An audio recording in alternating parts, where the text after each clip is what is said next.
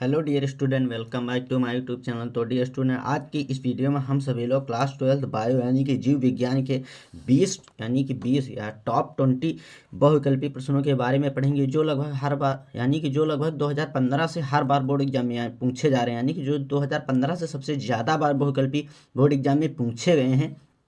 आज की इस वीडियो में उन्हीं टॉप 20 बहुविकल्पी प्रश्नों को लेकर आए हैं। तो आप लोगों के लिए यह वीडियो बहुत ही ज़्यादा इंपॉर्टेंट जाने वाला है। तो डियर स्टूडेंट, वीडियो को बिना स्किप किए हुए अंत तक जरूर देखते रहें। अगर चैनल पर नए हैं तो प्लीज़ चैनल को सब्सक्राइब करें, वीडियो को लाइक करें, कमेंट करें एंड बेल आइकन को दबाना बिल्कुल भी ना भूलें, जिससे मैं जो भी क्लास 10th और 12th का कोई भी नोट्स या वीडियो अपलोड करूँ डायरेक्टली सबसे पहले आप तक जरूर पहुँचे। आप बिल्कुल खूब अच्छी तरीके से वीडियो तैयारी करके जाइए और अच्छे से अच्छे मार्क को बोर्ड एग्जाम में अचीव करें।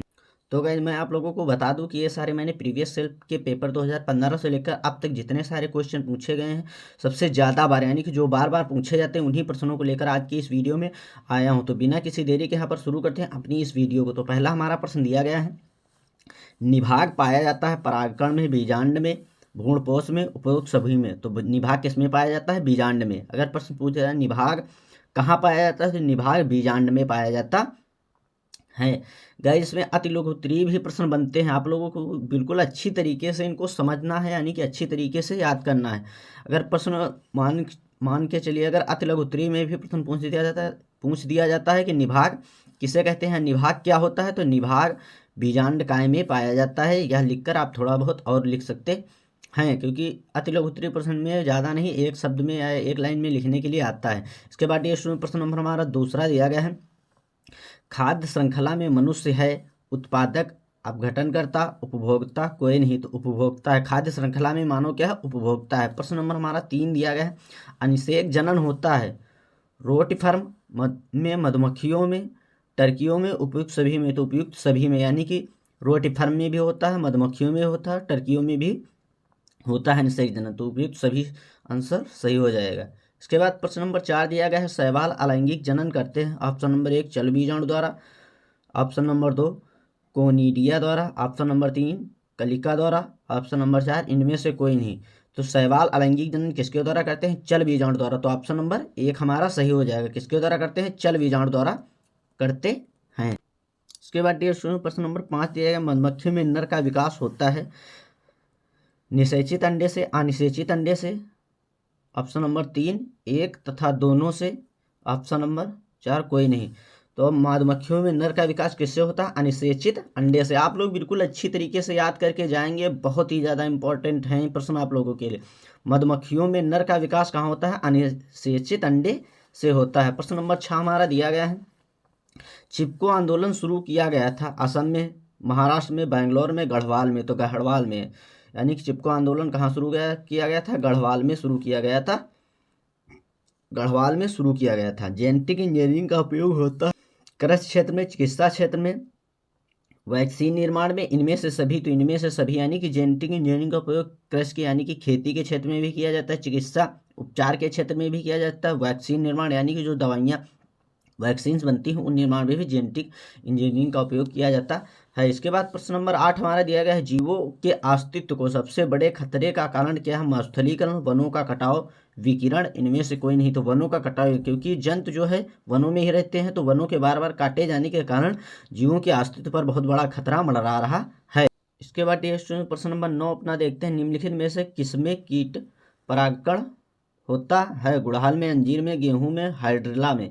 तो गुड़हल में, यानी कि गुड़हल में क्या होता है? कीट परागकण होता है। प्रश्न नंबर 10 हमारा दिएगा, प्रतिजैविकों को मुख्यतः प्राप्त किया जाता है नील हरित शैवाल से, जीवाणुओं द्वारा, ब्रायोफाइटा से, विषाणुओं द्वारा। तो जीवाणुओं द्वारा जो है प्रतिजैविक को मुख्यतः प्राप्त किया जाता है।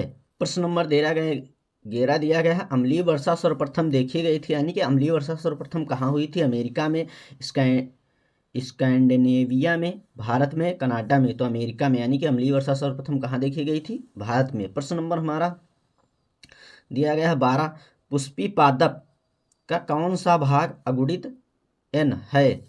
जड़, पत्ती, नर युग्मक, युग्मनज। तो नर युग्मक, यानी कि पुष्पी पादप में नर युग्मक का भाग अगुणित है। प्रश्न नंबर 13 हमारा दिया गया है, पेंसिलिन की खोज किसने की थी? हार्बर्ट बायर ने, अलेक्जेंडर ने, स्वामीनाथन ने, रामदेव मिश्र ने। तो अलेक्जेंडर ने जो है पेंसिलिन की खोज की थी। गाइज ये मोस्ट इंपॉर्टेंट है, ये बहुत बार यानी कि लगभग 2015 से लगभग हर बार बोर्ड एग्जाम में पूछा जा रहा है, यानी कि पेंसिलिन की खोज किसने की थी? तो अलेक्जेंडर ने पेंसिलिन की खोज की थी। प्रश्न नंबर हमारा 14 दिया गया है, विश्व जैव विविधता दिवस मनाया जाता है 22 मई को, 22 अप्रैल को, 22 मार्च को, 5 जून को। तो 22 मई को विश्व जैव विविधता दिवस मनाया जाता है। इसके बाद प्रश्न नंबर 15, जैव प्रौद्योगिकी में बीटी क्या है? एक विषाणु है, एक शैवाल है, एक फफूंद है, एक जीवाणु है। तो एक जीवाणु है, यानी कि जैव प्रौद्योगिकी में बीटी क्या है? एक जीवाणु है। फाइलेरिया बीमारी उत्पन्न होती है शैवाल से, क्रमसूत्र से, फफूंद से, जीवाणु से। तो क्रमसूत्र से फाइलेरिया बीमारी उत्पन्न होती है, जिसे हाथी पांव फाइलेरिसिस या हाथी पांव भी कहते हैं। कभी कभी प्रश्न पूछ दिया जाता है कि हाथी पांव के बारे में लिखे, तो हाथी पांव कोई और चीज़ नहीं, फाइलेरिया ही है। AB और रुधिर वर्ग के कितने जीनोटाइप संभव हैं? 2, 4, 8, 6। 4 संभव हैं। प्रश्न नंबर हमारा 18 दिया गया, आवृत बीजी पौधों में पुंकेसर है, नर जननांग, मादा जननांग, एक व दोनों, कोई नहीं। तो नर जननांग, यानी कि आवृत बीजी पौधों में पुंकेसर है क्या? नर जननांग है। प्रश्न नंबर हमारा 19 दिया गया, बहुसंघी दशा पाई जाती है बाह्य दलपुंज में, जयांग में, पुमांग में, दलपुंज में। तो पुमांग में जो है बहुसंघी दशा पाई जाती है। प्रश्न नंबर 20 यानी कि अपना आखिरी प्रश्न देखते हैं, द्विनिषेचन क्रिया होती है शैवाल में, कवक में, अनावृत बीजी पौधों में, आवृत बीजी पौधों में। तो द्विनिषेचन क्रिया किसमें होती है? आवृत बीजी पौधों में। तो डियर स्टूडेंट, उम्मीद करता हूं आप लोगों को वीडियो पसंद आएगी। तो प्लीज़ यार हमारे यूट्यूब चैनल को सब्सक्राइब करें, वीडियो को लाइक करें, कमेंट करें एंड बेल आइकन को दबाना बिल्कुल भी ना